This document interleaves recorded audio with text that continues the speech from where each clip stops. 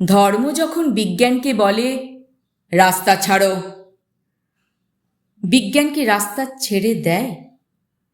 পোপের ভয়ে দেশান্তরী হয়েছিলেন Leonardo da Vinci.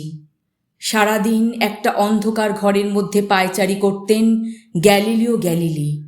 তাকে পাহারা দেবার জন্য বসে থাকত একজন ধর্মের পেয়াদা, যার চোখের পাতা বাতাসেও নড়ত না।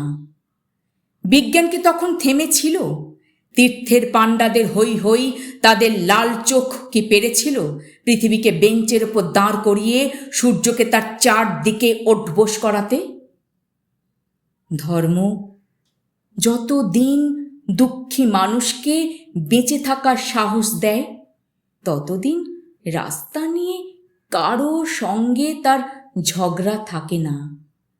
রাস্তা কারো একার নয়, বরং তাকেই একদিন রাস্তা ছাড়তে হয় যার স্পর্ধা আকাশ ছুঁয়ে যায়।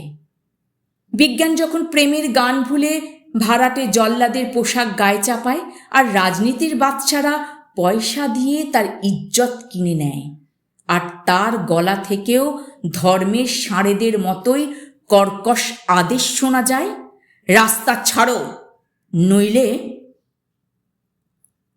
পৃথিবীর কালো সাদা হলুদ মানুষের গান, তাদের স্বপ্ন, এক মুহূর্তে সেই চিৎকার শুনে থমকে তাকায়।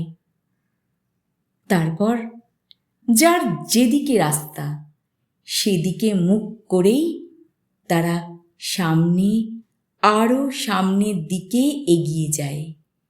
কেউ কারোকে রাস্তা ছেড়ে দেয় না, যতদিন এই পৃথিবীতে গান থাকে, গানের মানুষ থাকে, স্বপ্ন থাকে।